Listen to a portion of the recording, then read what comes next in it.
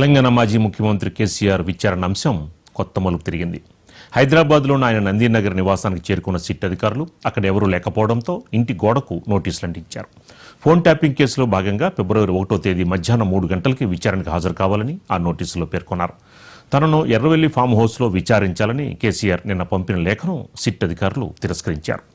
తమ వద్ద ఉన్న రికార్డుల్లో కేసీఆర్ నివాస అడ్రస్ ఎర్రవెల్లి అని లేదని, అందుకే నందీనగర్ నివాసంలోనే విచారణ జరుపుతామని అధికారులు స్పష్టం చేశారు. విచారణ సమయానికి కేసీఆర్ అందుబాటులో ఉండాలని ఆదేశిస్తూ సెక్యూరిటీ సిబ్బందికి సమాచారం అందించారు.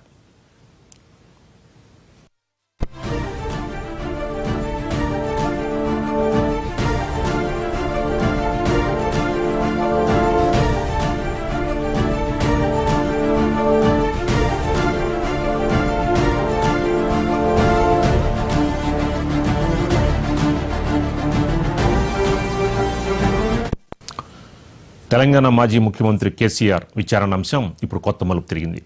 హైదరాబాద్లోని ఆయన నందీనగర్ నివాసానికి చేరుకున్న సిట్ అధికారులు అక్కడ ఎవరూ లేకపోవడంతో ఇంటి గోడకు నోటీసులు అంటించారు.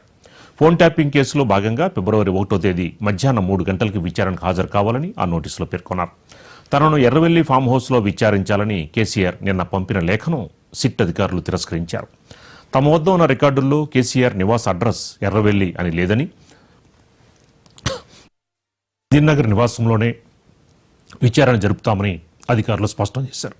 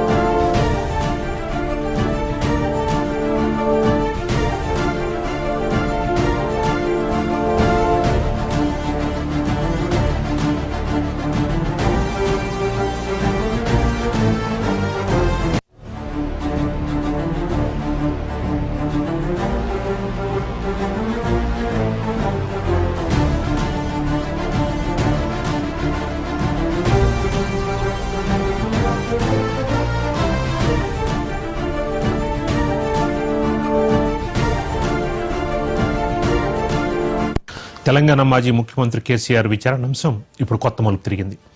హైదరాబాద్లోని ఆయన నందీనగర్ నివాసానికి చేరుకున్న సిట్ అధికారులు అక్కడ ఎవరు లేకపోవడంతో ఇంటి గోడకు నోటీసులు అంటించారు. ఇక ఇదే అంశానికి సంబంధించి మనకి మరింత సమాచారం మా హైదరాబాద్ బ్యూరో శ్రీనివాస్ అందిస్తారు. శ్రీనివాస్ గారు, ఏంటి ఒక ఫోన్ ట్యాపింగ్ అంశం అనేది మొత్తానికి మలుపులు తిరుగుతోంది. ఏంటి రేపు ఫిబ్రవరి 1వ తేదీన మరి కేసీఆర్ సిట్ అధికారులకు సహకరిస్తారా? రాజు గారు, ఈ రోజు కూడా సిట్ అధికారులు కేసీఆర్ నివాసం నందీనగర్ కి వెళ్లారు. అక్కడ ఎవరు లేకపోవడం, పూర్తిగా అక్కడ నివాసంలో ఆయన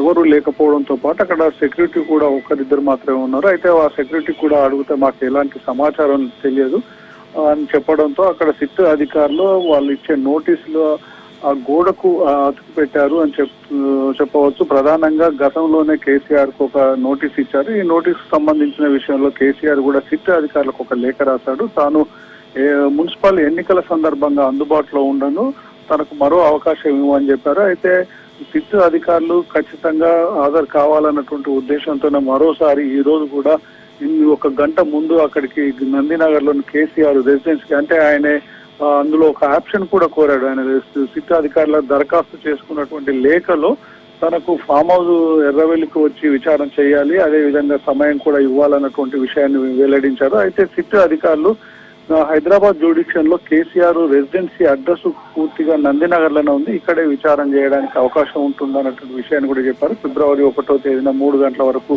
తమకు సహకరించాలి, విచారణకు సంబంధించినటువంటి విషయాల్లో అధికారులు వచ్చి ఇక్కడే చేసే అవకాశం ఉంటుందన్నటువంటి విషయం చెప్పారు. అక్కడ నందీనగర్ లో ఎవరు లేకపోవడం వల్ల సిట్ ఇచ్చేటువంటి నోటీసులు తీసుకోకపోవడం వల్లనే అక్కడ ఉన్నటువంటి గోడకు అతికేసి వెళ్లారని చెప్పవచ్చు రాజు గారు. దీని మీద మరి కోర్టుకు వెళ్లే అవకాశం కూడా ఉందన్నటువంటి, కేసీఆర్ వెళ్లే అవకాశం ఉందన్నటువంటి విషయాన్ని కూడా కొంతమంది వర్గాలు చెప్తున్నాయి. ప్రధానంగా బీఆర్ఎస్ నేతలు చెప్తున్నారు కేవలం కక్ష సాధింపు చర్యగా కేసీఆర్ కు నోటీసులు జారీ చేస్తున్నారు. ఆయన ఇప్పుడు ప్రతిపక్ష నాయకుడే కాకుండా గతంలో రాష్ట్రానికి ముఖ్యమంత్రిగా కూడా బాధ్యత నిర్వహించారు. అలాంటి నాయకుడికి కొంత అవకాశం ఇవ్వాలి. అదే విధంగా 160 సిఆర్పి ప్రకారం ఆయనకు 65 సంవత్సరాలు దాటిన తర్వాత కొన్ని ఎగ్జంప్షన్ కూడా ఉంటాయి న్యాయపరంగా. వీటి మీద కూడా కేసీఆర్ న్యాయ నిపుణులతో కూడా చర్చిస్తున్నట్టు తెలుస్తుంది. అయితే వీళ్ళు కోర్టును ఆశ్రయించే అవకాశం కూడా ఉందన్నటువంటి విషయం కూడా స్పష్టమవుతుంది.